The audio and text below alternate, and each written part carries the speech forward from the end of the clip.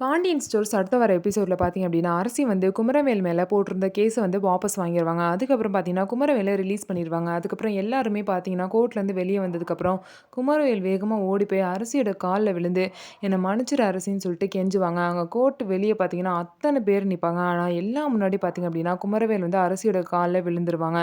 இதனால அரசி குடும்பத்தில உள்ள எல்லாருமே ரொம்ப ஷாக் ஆயிருவாங்க. குமரவேலோட அப்பா பார்த்தீங்கன்னா, ரொம்பவே வந்து டென்ஷன் ஆயிருவாங்க. குமரவேல் பார்த்தீங்க அப்படின்னா, அரசிகிட்ட வந்து "என்ன மன்னிச்சிரு அரசி, நீ என்ன மன்னிக்க மாட்டேன்னு எனக்கு தெரியும். ஆனா நீ என் பேர்ல உள்ள கேஸ வந்து வாபஸ் வாங்கினதே எனக்கு பெரிய விஷயம். நீ என்ன மன்னிக்க மாட்டேன்னு தெரியும். இருந்தாலும் உன்னை கெஞ்சி கேட்கிறேன். என்ன மன்னிச்சிரு அரசி. நான் ஒரு கேவலமானவன், மோசமான வேலைய பண்ணிட்டேன் தான். நீ எவ்வளவோ வந்து உன்னை காயப்படுத்திட்டேன். என்ன மன்னிச்சிருன்னு" சொல்லிட்டு எவ்வளவோ கெஞ்சுறாங்க. அதுக்கப்புறம் வந்து குமரவேலோட அப்பா பார்த்தீங்க அப்படின்னா, "எந்திரிடா! என்ன பண்ற? இப்படி கால்ல விழுந்து என் மானத்தையே வாங்கிட்டு இருக்க இத்தன பேர் முன்னாடி. இதுக்கு நீ ஜெயில்ல இருந்து கழிய தின்னு இருக்கலாம்ன்னு" சொல்லிட்டு சக்திவேல் வந்து கத்துறாரு. அதுக்கப்புறம் தான் குமரவேல் வந்து எந்திரிச்சிருக்காரு. இதுக்கப்புறம் எல்லாரும் வீட்டுக்கு போனதுக்கப்புறம் பார்த்தீங்க அப்படின்னா, திரும்ப வந்து சதீஷோட அம்மா பார்த்தீங்க அப்படின்னா, அரசிய பொண்ணு கேட்டு வந்திருப்பாங்க.